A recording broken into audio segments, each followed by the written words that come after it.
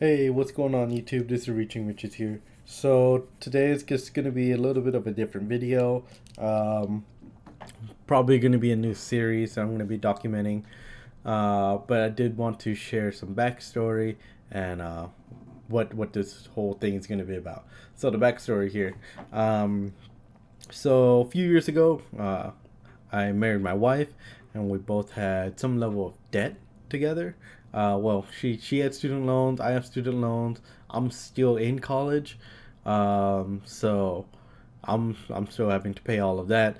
I did get an entry level job in my career field not long ago, so that's helping build out that experience, but still uh, not the amount of income that I want yet. But I mean that'll come. And then my wife, she graduated. She has student loans. We both have credit cards, and about 2 years ago, we bought our first house together. And then a few months after that, we had our first baby. So all those expenses, housing expenses, uh, all the all the expenses for the baby, so wipes, diapers, formula, medical expenses, all that. And then about a week ago, we had our second baby. So starting all over again with with these baby expenses, so wipes, diapers, formula. I'm anticipating more medical bills, so yeah, it's gonna be rough. And then um, we were talking for a while, and my wife wants to go part time, uh, and that's gonna hurt because that's gonna cut her income in half. And she makes more than I do, so that's gonna hurt. Uh, but it's in the long run, I think it's gonna be good for us because she's gonna be here with the kids, and when we're both working, we'll just drop off the kids to the in-laws so they can help them out, or they can babysit. But for the most part, she's gonna be home here with the kids, taking care of them. Because I'd rather have her and the in-laws watch the babies instead of taking them to daycare. 'Cause daycare is expensive. Uh, so yeah, so that's kind of what prompted a lot of this. So to get our debt under control, our student loans and credit cards, is to get a debt consolidation loan. Checked out all of our options. HELOC was our first option, um, but since we've only been in the house for like 2 years, we didn't have enough equity, so we got denied. Um, and then we tried balance transfer cards because I've tried one in the past before, and they were great, 0% interest, but we couldn't find any of those offers, so we had to can that idea. And then lastly, we landed on a personal loan. We did get approved by SoFi. I'll show it here. So SoFi, they approved us for $50,000, 10.55%, 60-month loan. There was an origination fee of $3,000, so really we got 47,000 out of it. And our monthly is 1,076, so that's a lot more doable. We were already paying over 1,076 in credit cards alone, so so yeah, that's really gonna help with the lower payment. It says 852 here. That's because I made a payment of 233 because I was testing how all this stuff works. So SoFi is a little weird.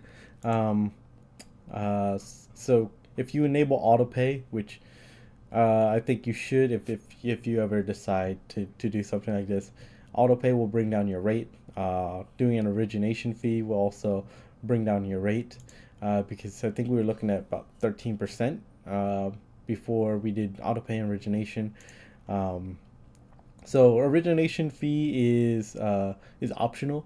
So you could not do origination fee and get the higher rate, or you can do it and get a lower rate. I chose a lower rate. I think that makes more sense. Um, but yeah, so if you guys do decide to do like a SoFi, one thing to note about autopay is doesn't matter how much you pay toward this throughout the month, on the due date. So mine is the 11th. On the due date, they're still going to take out 1076 from your bank account. So that's one thing to note here. That's kind of why I did a test payment. So this was my dividends from last week. I put it in, pay it down, and then got a message that said, "Hey, we're still gonna pull out 1076 from your bank account." I was like, "Wait, what?" So I talked to them. They also confirmed it. I was like, "Damn, all right." So um, I'll get to all of this or why here in a bit. So let's go over to my spreadsheet. I can explain this more. So this is my current portfolio. This is what I generate here, or let's use this one. Has more data. So here's my current portfolio. It's mainly Round Hill, and then two Yield Max, and then I just sold out these ones, these Cornerstones. So I just haven't deleted them yet. But this is basically my portfolio: 600 shares of QDTE, 15 of XCTE, 1 RDT, 500 YMAG, and then 100 Misty. Or this is actually 130 now, since I just bought some today. And then I'm using conservative averages here. So 25 for QDTE, 20 cents for XCTE, 32 cents for RDTE. YMAG, I used to have it at 20 cents, but I dropped it to 15 just because I saw this last dividend, which was like 5 cents. Real disappointing, but I don't think it's really going to be a big deal. Just because I have Misty paying out on the same week, so Misty can kind of support the low payment from YMAG that week. So overall, Also, I have margin. Uh, that's why there's two estimates here. Uh, Total monthly without margin, without Misty is $921, and then with Misty, it's gonna be 1181. So my original plan was to always use Misty to pay down the margin, and then I would use this 921 to pay down the loan. So that is the plan to get this loan paid off quickly. Then the 60 months is to pair our monthly payment of 1076 with our dividends here from pretty much Round Hill and YMAG, the 921 a month, to pay down this loan. So here is the loan. We are looking at little over 2 years, so 27 months to get this all paid off. 26, I would say 26, because what's left is like $68. That's nothing. So about 26, 27 months to get this loan paid off. That's if we use these dividends to help pay the loan. So our contribution of 1076 plus 921 from the dividends. To help pay this down. So I think that is going to be the main plan. We talked it over a lot of to use the income from my portfolio, because what is the point of income investing if you're not going to use the income as income? So so we really want to put it to use. So it's really going to be like a real world test of how all this stuff is going to work. In theory, this is theory. This should work out pretty well. Pay off a loan in a little over 2 years, which would be great. And then we'd be debt free. All good, right?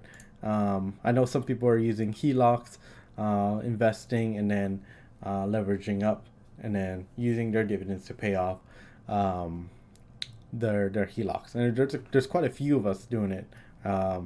So this is not like a crazy idea, at least I don't think.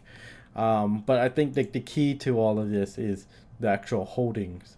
As you see here, I have mainly Round Hill, two Yield Max funds, YMAG and Misty, and I chose these not not only because I track them and I love them, but because they're NAV stable for the most part, right? QDTs, it's dropped a little bit here, but it's been pretty stable around the $42, $43 range. XCT has been stable. It's for the most part stays at inception price or above it. and it recovers pretty well. RDT is still new, but I think it's above its inception price still. YMAG's only down $1 from its inception price, so not bad. And then Misty is Misty. It's crazy, but it does give big dividends, which is what I like, and it's performing really well. I mean, I could have went with a full portfolio of Yield Max or just all in on Ulti, and get this paid down real quick. But um, typically, Yield Max funds have nav erosion, like a pretty good amount of nav erosion in them. So I don't want to rely uh, on those to pay this off, because nav or eroding navs equals to like declining dividends, and since I'm gonna do little to no reinvestment in here, I can't rely on eroding navs. Um, so that's why I didn't go with the full suite of Yield Max or Defiance funds. We did also think about doing like a full portfolio of like Neos or um, what other ones? Pro shares, something like that, something safe to and really nav stable or appreciating. But their dividends were just too low for the plan. So right in the middle of both those are Roundhill.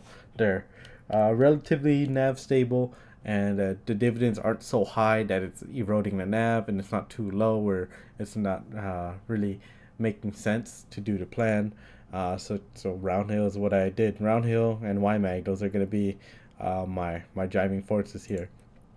Um, so that is the plan. So hopefully I can get this paid off all in a little under 2 years here. Um, and I know there's going to be comments of like, hey, what about a black swan or prolonged bear market? Black swan, I'm not too worried about it. I do. I mean, I could, if something really bad happens, we can still make the payments. We just, our timeline would just shift.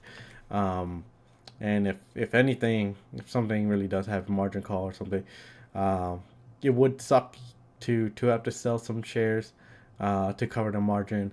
So that's kind of why I'm using Misty dividends to help pay that down. Um, Also, uh, I have some money in savings that I could help pay down any margin calls. Prolonged bear market. I mean, yeah, it is gonna suck, uh, but I don't think it's gonna be that bad. We are still gonna outperform the underlyings in a prolonged bear market because we do get those. We are buffered by the premiums that we collect. But overall, I'm not too worried about those. Um, as I said, I have money in the bank right now to cover any margin calls if they happen. So that is the plan. Um, Let me know what your guys' thoughts are on this. Um, Let me know if I'm crazy. Let me know if I missed anything. Um, but I think this is going to be a solid plan. 1076 monthly. We can definitely do that. Plus, dividends are kind of like the cherry on top to have this paid off even faster. So 27 months, 26, 27 months is what we're looking at. I'm just really hyped to be debt free here soon. This is literally the only debt I have left now is this 50K loan. So that's gonna be really awesome to be debt free. All right. So let me know what your guys' thoughts are, and then I'll catch y'all in the next updates. I'm gonna probably just gonna be a series. I'm gonna keep y'all updated on everything that happens here. But yeah, let me know what you guys think. I'm out.